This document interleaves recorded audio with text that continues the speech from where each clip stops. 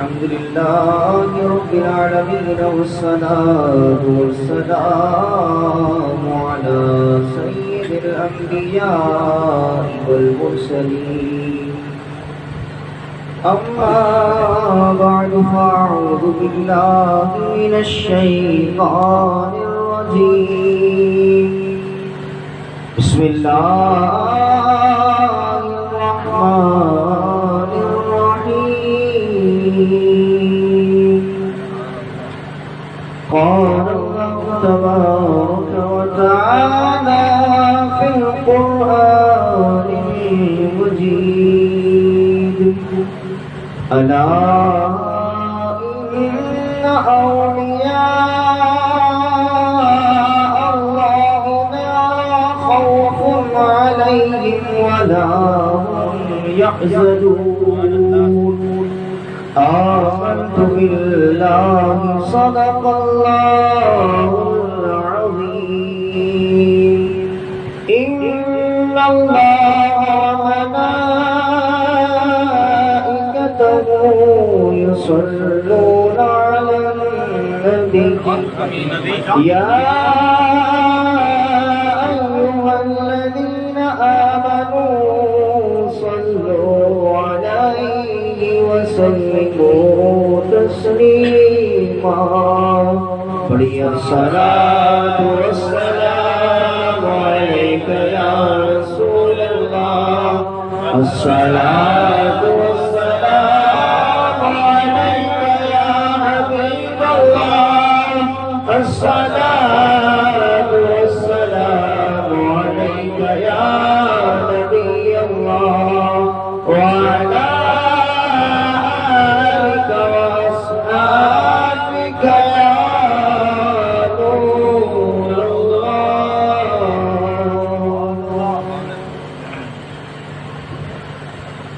محترم پیارے بھائیو، اللہ تعالیٰ کے فضل و کرم سے آج کی اس عظیم محفل میں ہم سب حاضر ہیں۔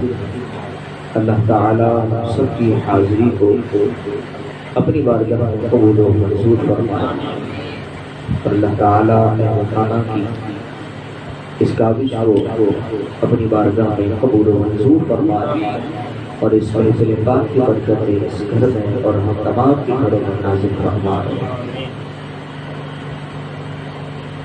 جب سے دنیا بنی ہے، انسان اس دنیا میں آباد کیے گئے، مختلف مزاج کے لوگ اس دنیا میں آتے رہے، اور ان میں سے کئی ایسے بھی ہیں کہ جو کسی نہ کسی کی محبت میں گرفتار ہوئے، اور بعضوں نے تو ایسی محبت کی کہ ان کی محبت مثال بنی، ان کی محبت کو شہرت ملی، ان کی محبت کو لوگوں نے واہ واہ کر کے بیان کیا۔ لیکن ایک وقت ایسا آیا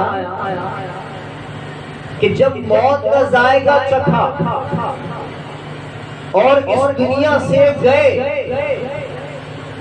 تو ان کے ساتھ ساتھ ان کا نام بھی چلا گیا،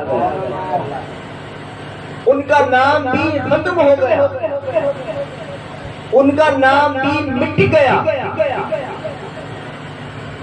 لیکن ایک محبت ایسی ہے کہ جو آج تک قائم اور دائم ہے، اور وہ محبت میرے رب کی محبت ہے، کہ میرے رب نے جس سے بھی محبت کی ہے اس کو رب تعالیٰ نے ایسی شان سے نوازا، ایسے کمال سے نوازا کہ جس طرح میرے رب تعالیٰ کی ذات کو زوال نہیں ہے، اسی طرح میرے رب کی محبت کو زوال نہیں ہے۔ میرے رب نے جس سے بھی محبت فرمائی تو اپنی ذات کے مطابق فرمائی، کہ جس طرح میرے رب کی ذات کو زوال نہیں ہے، تو میرا رب جس ہستی سے محبت فرماتا ہے اس کی محبت کو بھی زوال نہیں آتا۔ اور اس کی مثالیں جب سے دنیا قائم ہوئی، انبیاء کرام علیہ السلام کو مبعوث فرمایا گیا، تب سے رب تعالیٰ کی محبت کے مظاہر ہمیں نظر آ رہے ہیں، اور اس کی سینکڑوں نہیں ہزاروں مثالیں دی جا سکتی ہیں، لیکن اختصار کے ساتھ چند مثالیں پیش کرتا ہوں کہ جب میرے رب نے حضرت آدم علیہ السلام سے محبت فرمائی تو انسانیت کی ابتدا بھی آپ سے فرمائی اور انتہا بھی آپ سے فرمائی۔ یہ رب کی محبت کی کیسی عظیم مثال ہے کہ آپ کو رب تعالیٰ نے ابو البشر بنا کر دنیا میں بھیجا۔ جب رب تعالیٰ نے حضرت ابراہیم علیہ السلام سے محبت فرمائی تو آپ کو ایسا پیارا بنایا، آپ کو ایسا عظیم نبی بنایا کہ آپ کو خلیل اللہ ہونے کا اعزاز عطا فرمایا۔ جب تک دنیا قائم ہے آپ کو اللہ کا دوست کہا جاتا ہے۔ خلیل اللہ کا مطلب یہی ہے کہ اللہ کا پیارا، اللہ کا دوست۔ اور جب رب تعالیٰ نے محبت حضرت عیسیٰ علیہ السلام سے فرمائی تو آپ کو روح اللہ ہونے کا اعزاز عطا فرمایا۔ جب حضرت موسیٰ علیہ السلام سے محبت عطا فرمائی تو آپ کو کلیم اللہ ہونے کا اعزاز عطا فرمایا۔ اور جب یہ محبت پیارے محبوب علیہ السلام کی ذات سے ہوتی ہے تو پیارے محبوب کو رب تعالیٰ کلیم کا اعزاز نہیں عطا فرماتا بلکہ روح اللہ ہونے کا اعزاز نہیں عطا فرماتا، خلیل اللہ ہونے کا اعزاز نہیں عطا فرماتا، بلکہ تمام انبیاء کی شان و عظمت کا مجموعہ بناتے ہوئے پیارے محبوب کو حبیب اللہ ہونے کا اعزاز عطا فرماتا۔ پیارے محبوب کے ساتھ حبیب اللہ ہونے کا اعزاز عطا فرمایا۔ یہ تو انبیاء کرام علیہ السلام کی شان تھی کہ رب تعالیٰ نے ان انبیاء کرام علیہ السلام میں سے بعض انبیاء ایسی اپنی محبت کا مظہر بنایا کہ آج تک اس محبت کے گیت گائے جائے۔ اور جب ہم اولیاء کرام میں رب تعالیٰ کی محبت کے مظاہر کو دیکھتے ہیں کہ رب تعالیٰ نے اپنے جن اولیاء سے محبت فرمائی تو انہیں کس شان سے نوازا، انہیں کیا شان عطا فرمائی کہ جب یہ محبت خواجہ صاحب سے فرمائی تو آپ کو غریب نواز ہونے کا اعزاز عطا فرمایا، اور جب یہ محبت بابا فرید سے فرمائی تو آپ کو گنج شگر ہونے کا اعزاز عطا فرمایا، اور جب یہ محبت داتا صاحب سے فرمائی تو آپ کو داتا گنج بخش علی حجویری ہونے کا اعزاز عطا فرمایا، اور جب یہ محبت رب تعالیٰ نے غوث پاک سے فرمائی تو آپ کو ولیوں کے سردار ہونے کا اعزاز عطا فرمایا۔ تو ہر ایک ولی کی، ہر ایک رب تعالیٰ کے محبوب کی شان نرالی ہے۔ جس طرح پیارے محبوب نے اپنی ذات کو باقی رکھا ہے، اپنی ذات کو زوال ہونے سے پاک رکھا ہے، تو میرا رب تعالیٰ جس سے بھی محبت فرماتا ہے اس کو بھی ایسا ہی کمال عطا فرماتا ہے۔ تو کیوں نہ رب تعالیٰ اپنے محبوب کی شان قرآن میں بیان فرماتا ہے؟ اسی لیے تو رب تعالیٰ قرآن میں اپنے محبوبوں کی شان بیان کرتا ہے، اپنے محبوبوں کی شان بیان کرتے ہوئے لوگوں کو خبردار کرتے ہوئے فرماتا ہے الا ان اولیاء اللہ، جو میرے محبوب بندے ہیں ان کے بارے میں ہوشیار ہو جاؤ، ان کے بارے میں خبردار ہو جاؤ۔ رب تعالیٰ خبردار کرتے ہوئے ارشاد فرماتا ہے کہ جو میری بارگاہ سے ولایت کا تاج پہن لیتا ہے، ولایت کا صحرا پہن لیتا ہے، اللہ تعالیٰ اسے یہ اعزاز عطا فرماتا ہے کہ اس کو اللہ تعالیٰ ہر غم سے اور ہر پریشانی سے نجات عطا فرما دیتا ہے، اس سے ہر غم کو، ہر دکھ کو دور کروا دیتا ہے۔ اب یہ غم اور پریشانی چاہے دنیا کی ہو یا آخرت کی ہو، بلکہ اللہ تعالیٰ دنیا میں اپنے محبوبوں کو اپنی رضا کا مژدہ عطا فرماتا ہے، اور آخرت میں تو اللہ تعالیٰ کی بارگاہ سے ان اولیاء کرام جس انعام کے ساتھ نوازا جائے گا، جنت میں ان انعام کا ہم نظارہ کریں گے کہ رب تعالیٰ نے ہمیں جن اولیاء کرام کا دامن عطا فرمایا ہے، جنت میں دیکھیں گے خواجہ صاحب کا کیا مقام ہے، جنت میں دیکھیں گے دادا صاحب کا کیا مقام ہے، جنت میں دیکھیں گے ہمارے غوث پاک کو کیا مقام ہے۔ تو اللہ تعالیٰ نے جب جنت میں ہمیں داخلہ عطا فرمایا تو اس وقت ان پاک ہستیوں کی شان و عظمت کا اندازہ ہو جائے گا۔ تو اللہ تعالیٰ نے ان محبوبوں سے جب یہ وعدہ فرمایا کہ ان پر کچھ غم نہیں ہوگا، یہ ہر غم سے آزاد ہوں گے، ان کو اللہ تعالیٰ نے خوف سے آزاد عطا فرمائی ہے، تو رب تعالیٰ نے ان کو راضی بھی کیا ہے کہ جب بندہ کسی سے محبت کرتا ہے تو اس بات کی کوشش کرتا ہے کہ اگر اس نے مجھ سے کچھ سوال کر لیا تو میں اس کے سوال کو پورا کروں، اگر میں نے اس کے سوال کو پورا نہ کیا تو اسے غم پہنچے گا، اسے دکھ ہوگا۔ تو رب تعالیٰ جس سے بھی محبت فرماتا ہے اس کی بات کو پورا کرنے کا اہتمام بھی فرماتا ہے۔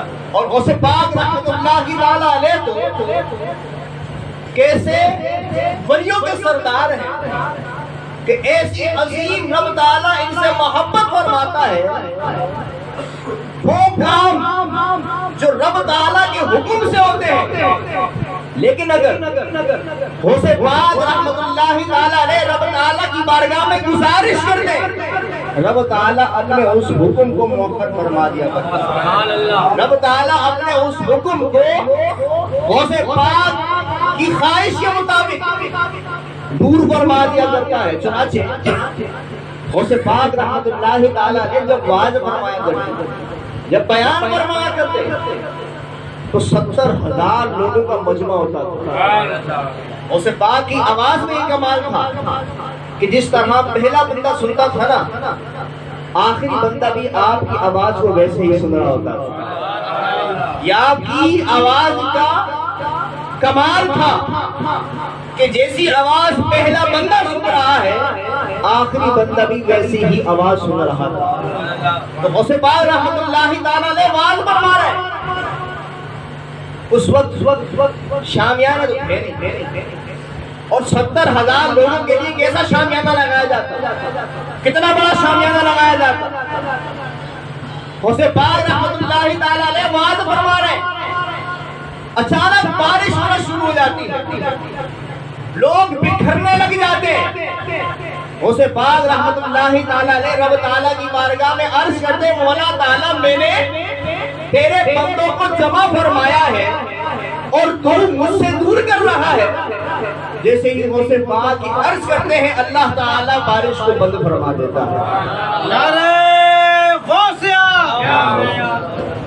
تو غوث پاک رحمت اللہ تعالیٰ علیہ کا ارشاد ہوتے ہی اللہ تعالیٰ اس مجمع سے بارش کو دور فرما دیتا ہے۔ لیکن مزے کی بات یہ ہے غوث پاک رحمت اللہ تعالیٰ علیہ کے مجمع میں جتنے بھی لوگ حاضر تھے، غوث پاک نے ان کے بارے میں فرمایا کہ میں نے ان لوگوں کو جمع کیا ہے، مجھ سے دور نہ فرما۔ تو شرکاء نے دیکھا کہ جس مقام پر غوث پاک رحمت اللہ تعالیٰ علیہ کا واعظ سنا جا رہا تھا اس کے علاوہ چاروں طرف بارش برس رہی ہے، اس کے علاوہ چاروں طرف بارش برس رہی ہے، لیکن غوث پاک کا مجمع جہاں تک کونے تک حاضر ہے اس میں ایک بندے پر بھی بارش نازل نہیں ہے۔ تو دیکھیے رب تعالیٰ کا پیار ہے، بارش اللہ کے حکم سے نازل ہوئی، بارش کسی بندے کے حکم سے نازل نہیں ہوتی، لیکن غوث پاک سے رب تعالیٰ کیسی محبت فرماتا ہے اس کی ایک مثال رب تعالیٰ نے دکھائی کہ میں جس سے پیار کرتا ہوں اس کی بات کو پورا کرنے کے لیے کیسا اہتمام کرتا ہوں۔ تو غوث پاک رحمت اللہ تعالیٰ علیہ ایسے رب تعالیٰ کے ولی کہ رب تعالیٰ ان اولیاء کرام سے تو غموں کو دور کر دیتا ہے، ان کے دامن سے جو وابستہ ہو جاتے ہیں اللہ تعالیٰ ان سے بھی غموں کو دور کر دیتا ہے، ان سے بھی پریشانیوں کو دور کر دیتا ہے، ان سے بھی غموں کے بادل چھٹ جاتے ہیں۔ جب کرم ہوتا ہے حالات بدل جاتے ہیں، بس کرم کی دیر ہے۔ جب گرم ہو جائے گا حالات خود بدل جائیں گے. تو غوث پاک رحمت اللہ تعالیٰ علیہ کے دربار میں یہ بھی رب تعالیٰ کی محبت کی مثال ہے. اور بندے اپنے غلط کر دیتے اس کی بھی ایک مثال ہے کہ جو غوث پاک کے دربار میں آتا ہے وہ اپنے غموں کو بھول جاتا ہے. کیا پیاری مثال ہے. انشاءاللہ یہ واقعہ سن کر بھی مزہ آ جائے. ایک عورت بارگاہ غوثیت میں حاضر ہوتی ہے, عرض کرتی ہے بے اولاد دعا فرمائیے اولاد ہو جائے. آپ کی نظروں کو بھی کمال حاصل ہے. آپ نے دیکھا کہ اس کے نصیب میں اولاد نہیں, لیکن دربار غوثیت میں آئی تھی, خالی آپ کیسے جائے؟ عرض کی عالیہ دعا فرمائیے مجھے اللہ تعالیٰ اولاد کی نعمت عطا فرما دے. لیکن آپ تو ملاحظہ فرما رہے ہیں کہ اس کے نصیب میں اولاد نہیں ہے, پھر بھی ہاتھوں کو اٹھا دیا, بولا اسے اولاد عطا فرما. کہا پیارے اس کے نصیب میں اولاد نہیں ہے, بولا 2 بیٹے عطا فرما. ایک کے بارے میں کہا جا رہا ہے اس کے نصیب میں اولاد نہیں ہے, اس پاک فرماتے ہیں مولا 2 بیٹے عطا فرما. یہی جواب ملتا ہے پیارے اس کے نصیب میں اولاد نہیں ہے, اسے پاک فرماتے ہیں مولا 3 بیٹے عطا فرما. جواب یہی ملتا ہے پیارے اس کے نصیب میں اولاد نہیں ہے, آپ عرض کرتے ہیں مولا 4 بیٹے عطا فرما. جواب یہی ملتا ہے پیارے اس کے نصیب میں اولاد نہیں ہے, آپ عرض کرتے ہیں مولا 5 بیٹے عطا فرما. رب تعالیٰ کی بارگاہ سے جواب آتا ہے پیارے میں اولاد ہے یہ, آپ عرض کرتے ہیں مولا 6 بیٹے عطا فرما. رب تعالیٰ کی بارگاہ سے جواب آتا ہے پیارے اس کے نصیب میں اولاد نہیں ہے, آپ جب فرماتے ہیں مولا 7 بیٹے عطا فرما. رب تعالیٰ کی بارگاہ سے جواب آتا ہے اس کے نصیب میں تو اولاد نہیں تھی, لیکن تیرے پیار کو دیکھتے ہوئے 7 بیٹے عطا فرما. رب تعالیٰ کا پیار دیکھیے کہ جس کے نصیب میں اولاد نہیں ہے وہ سے پاک کے صدقے ایک نہیں بلکہ 7 بیٹے عطا فرما. کہ وہ سے پاک رحمت اللہ تعالیٰ علیہ کی رب تعالیٰ کی محبت کی کیسی عظیم مثال ہے کہ جہاں جواب آ رہا ہے. دیکھیں نا وہ سے پاک کا بھی پیار دیکھیے کہ رب نے فرما دیا بے اولاد ہے, راضی رہ جاتے, لیکن وہ عورت خالی ہاتھ لوٹ جاتی. وہ عورت خالی ہاتھ کیسے لوٹ جاتی؟ کیونکہ آپ کو میرے آقا کی سخاوت کا فیضان ملا ہے. جب میرے آقا کے دربار سے کوئی خالی ہاتھ نہیں جاتا تو میرے آقا کو جس ہستی کا فیضان ملے اس کی بارگاہ میں جو آئے خالی ہاتھ جائے سوال ہی پیدا نہیں. اسی لیے غوث پاک کے دربار میں جب وہ اولاد آتی ہے بے اولادی اس کے نصیب میں ہوتی ہے, لیکن اللہ تعالیٰ اسے اولاد والا بنا کر اس گھر سے واپسی بھیج دیتا ہے.